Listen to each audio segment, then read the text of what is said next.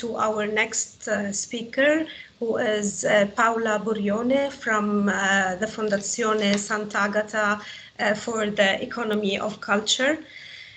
Paola is head of research at Fondazione Sant'Agata, which she chairs since 2018. She's PhD in cultural studies from the University of Siena, and she deals with the economy of contemporary culture and cultural production, particularly in connection with new technologies, an area in which she gained extensive experience at corporate level. She has conducted research projects, strategic consultancies, and training, gaining extensive experience at national and international level. Paola, welcome, and the floor is yours. Thank you, Ruba, for your presentation, and thank you all for the invitation to this seminar. It was very interesting to hear Bonnie, and I take a lot of notes because there are many concepts that are really precious for our work. As Ruba said, Fondazione Sant'Agata working in research, education, and consultancy in heritage management and cultural contemporary production. So coming from this field and this experience, we decide with Marta Field, that is a researcher in Fondazione, to work on the entrepreneurship in cultural and artistic field, and I will share the reflection we wrote on the book Innovation and Culture, Startup Entrepreneurship for Art and Cultural Tourism, that unfortunately is not only in Italian, because we recognize a gap on cultural entrepreneurship in Italy that is not like that in Europe. There are many books and texts to work with at the European level. There were less knowledge in Italy.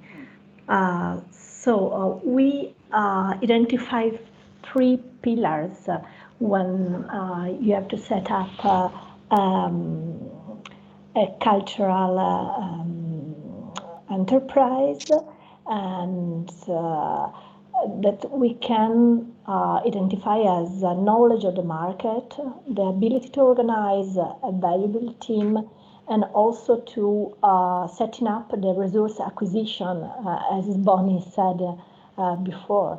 The knowledge of the market is a very intense activity to carry out in the cultural sector in particular, because we have to try not to rely upon our preferences, our fruition of cultural services and goods, but to try to collect data, even if it is a very time-consuming and costly process, but it's necessary to ground our business idea on real data. And for the cultural and creative sector, as well as for tourism, there are a lot of many secondary data sources if we cannot collect our primary data, starting with those collected and disseminated by national statistical bodies or also banks,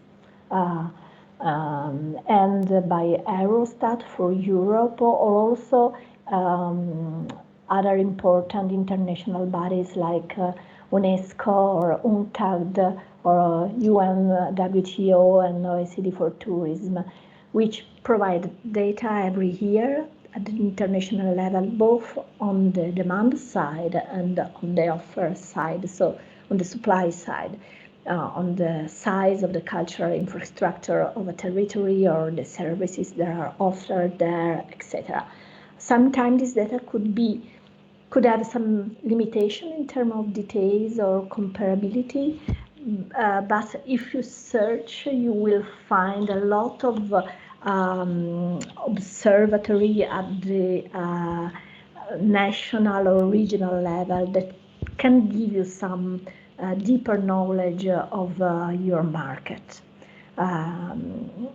And beyond official statistics, there are a lot of data that are also given in an open format on the internet that could be used also to gain knowledge and information about cultural resources on one side and the habits, the fruition of the potential audience on the other side.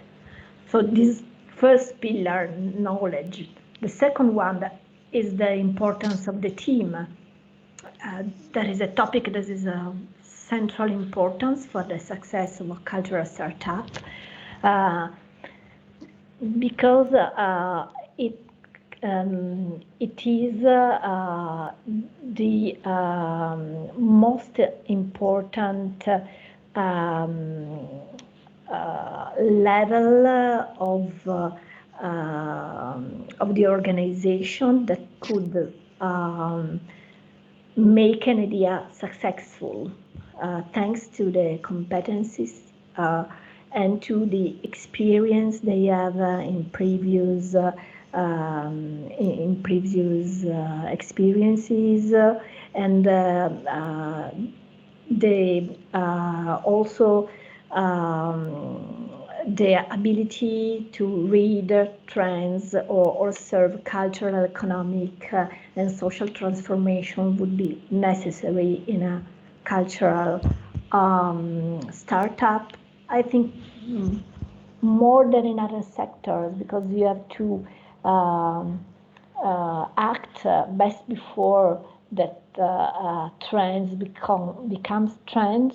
You have to intervene with your business idea at the very beginning of cultural consumption trends to be successful.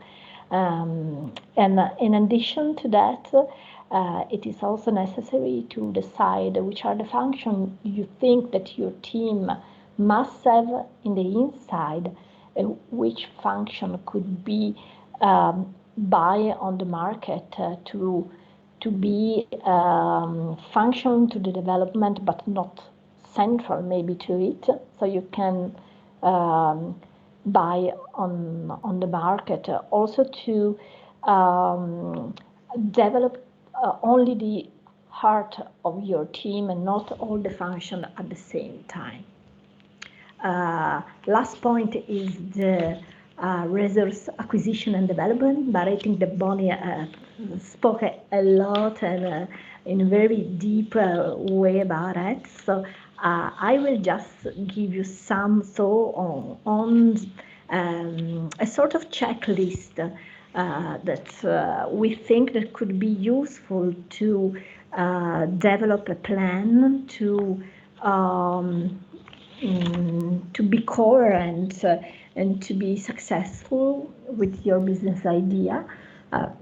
And this schema of question is also based on the European tool, the EIC, a European Innovation Center, that found the entrepreneurial idea under the Horizon program, not intended for the university, but intended for the enterprises. So it is, in our opinion, interesting to know what are the main questions you have to answer when you try to be found at the European level as an enterprise. First question, why should people be willing to use your product or your service? Or why stakeholder should finance it or support it through their network? Because sometimes you will have product or services that are in the market, and sometimes they are out of the market, but interesting for stakeholder because there are cultural or social impact. It is, in short, necessary to specify whether there is a substantial demand, if there are consumer or a stakeholder that would pay to have that product or that service, and how large is this demand, and what is also their spending capacity. because this gives you really strong and clear, solid picture, or if your idea could be also a good business idea or not. Or maybe it's not, the timing is not the right one. You may have to work some more time on it because because the market is not ready, for example. Then, is innovation feasible with the resources you have, both from an economic point of view, but also from a technical, reputational, communication and network point of view, because these are all elements that we can identify as capital resources for the entrepreneur. And which is the state of the market I intend to enter, and what are the future development prospects? Because it's important to know what are the conditions of the market in which I will develop my idea. Is it mature or saturated with supply or similar product? Is a new market that does not exist, and I will shape this market with my idea, or does this market have a high growth rates, or is very different from country to country? So I have to focus on one country best before going to another one. So let's have a good knowledge of the state of the market you want to enter in. And on the same side, what are my competitors? What are the proposal, their characteristics that differentiate my proposal? And I have to know them by heart, in depth, identify their strengths, first of all. Also their weaknesses, but their strengths are more important because I have to work on that on my side to be as strong as they are. Their market share, are they going to grow or not? Maybe my main competitor work only on big market or big size market, like the if we have a look on the European market, on big national market as Italian, French, German or Spanish one, but maybe they don't focus on the eastern part of Europe or in the Mediterranean side, and that could be my space of work. And then last two questions: how am I planning the transition from the idea to the product? So I have really to identify all the steps to take from the idea to the production, but also all the risks associated with those steps, all the critical aspects, and all the solution to those critical aspects I can imagine. And is my staff competent and motivated? Because that would be really an additional resources to all the one I have, to manage in the best way the staff that in the cultural sector is for sure the main element and key component of a startup. Thank you very much, Paola, actually, for these very refreshing insights about how to launch an entrepreneurial cultural startup. And it's indeed very important to focus about the knowledge, and data collection is one of the very important aspects, the team composition and how it works, and indeed the resources acquisition.